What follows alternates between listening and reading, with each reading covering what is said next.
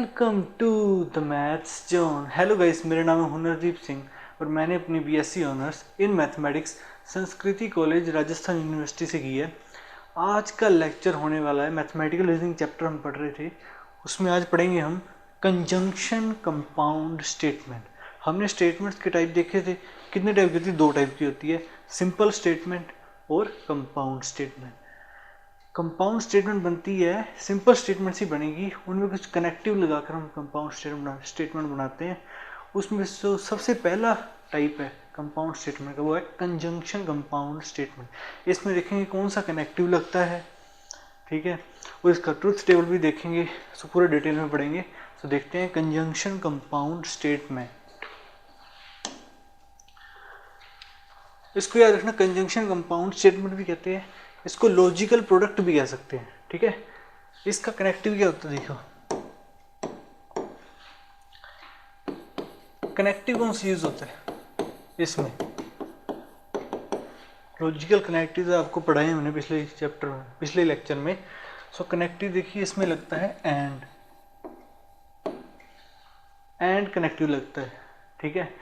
इसके अलावा भी वर्ड्स यूज किए जा सकते हैं, वो ग्रामर के हिसाब से है, ठीक है, बट उनका अर्थ एक ही है, यही चीज़ है। उसका अर्थ यही है कि पी और क्यू, अगर हम लिखते हैं पी एंड क्यू, इसका मतलब होता है दोनों एक साथ होंगे, अगर होंगे, ठीक है, पी एंड क्यू, इधर वाला भी और उधर वाला भी। एंड की जगह हम ग्रामर के हिसाब से जो लगेगा वो लगा सकते हैं। जैसे और भी कनेक्टिव यूज किए जा सकते हैं इसमें, जैसे वो होता है बट, लेकिन, स्टिल, अभी भी, येट, अभी भी, फिर भी, दो, हालांकि, एंड मोर ओवर।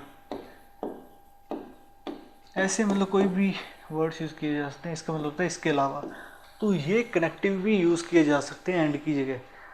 तो हमें यही समझना है कि वो क्या है, कंजंक्शन कंपाउंड स्टेटमेंट ही है। इसका मैं एग्जांपल बताऊंगा आपको, मैं पहले बता देता हूँ आपको एग्जांपल। जैसे देखिए, हाँ, इसमें एंड कनेक्टिव लगता है। सिंपल स्टेटमेंट्स जो है ना, उनको जोड़ेंगे जब हम एंड के साथ, तो क्या बन जाएगी, कंपाउंड स्टेटमेंट। कौन सी? Conjunction compound statement. जैसे मैं एग्जांपल देता हूँ आपको, ठीक है, इसमें एग्जांपल नोट कीजिए। 42 इज डिविजिबल बाय कौन से हैं, 5, 6 एंड 7।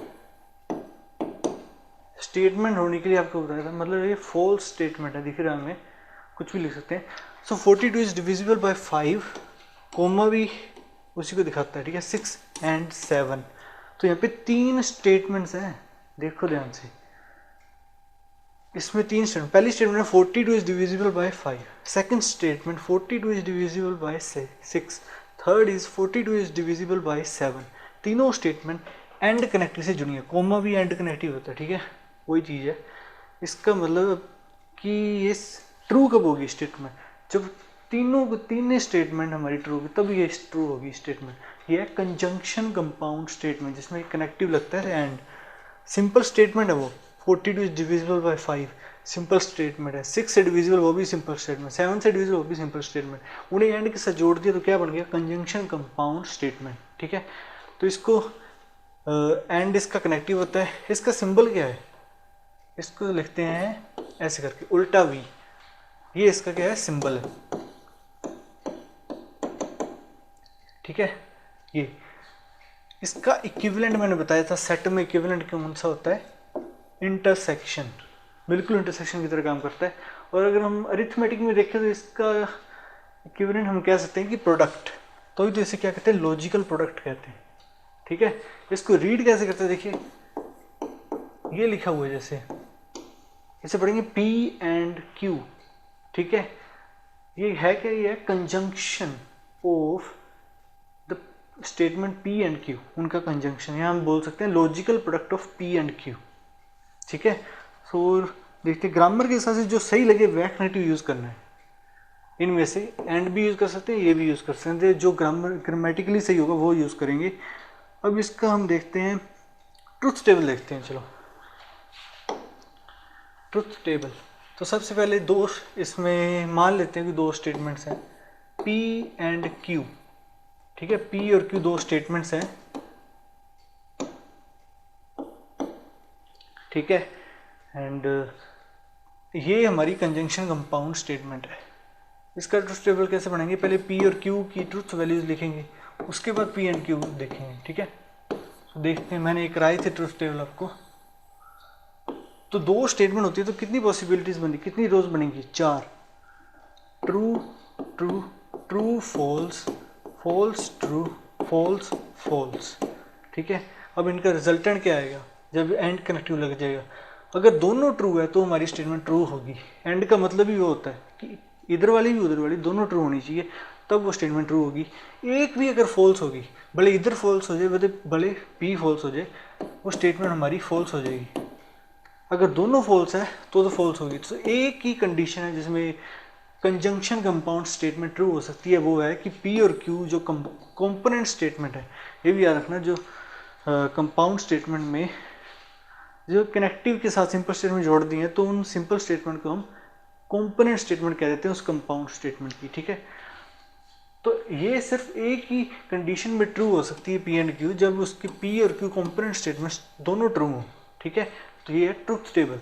अब इसका सेट इक्विवेलेंट मैंने बताया ना, जैसे P एंड Q, इसका सेट इक्विवेलेंट है, हम सेट को अपर केस लेटर से लिखते हैं और स्टेटमेंट को लोअर केस लेटर से। P एंड की जगह क्या आ जाएगा, intersection Q।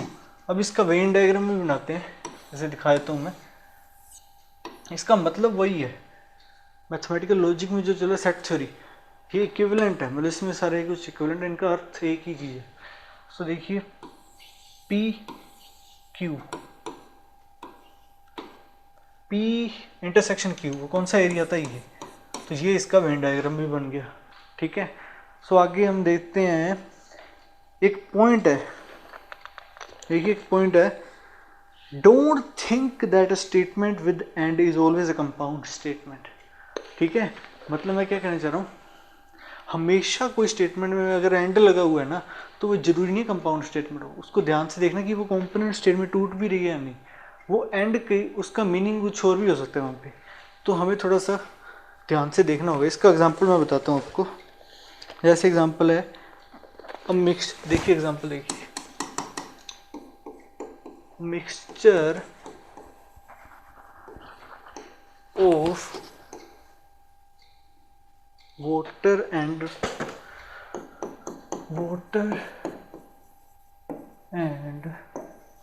rasna is good, ठीक है ना, ठीक है।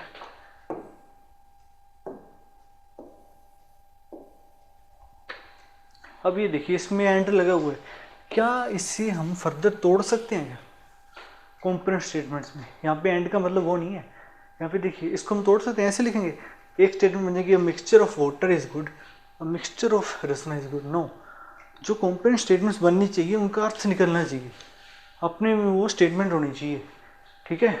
तो यहाँ पे क्या मिक्सचर लिखा हुआ है, इन दोनों, ये तो एक ही स्टेटमेंट है यहाँ पे, मतलब इसका ये है। पहली बात बताऊँ तो ये स्टेटमेंट नहीं है, ये तो मैंने ऐसी एग्जाम्पल के बताया, क्योंकि गुड क्या है, वो सब्जेक्टिव है, किसी के लिए गुड हो सकता है, किसी के लिए बैड हो सकता है वो, ठीक है। तो मैंने समझाने के लिए कहा, वैसे ये स्टेटमेंट भी नहीं है। So thank you for watching this video. आज का लेक्चर यहीं खत्म होता है।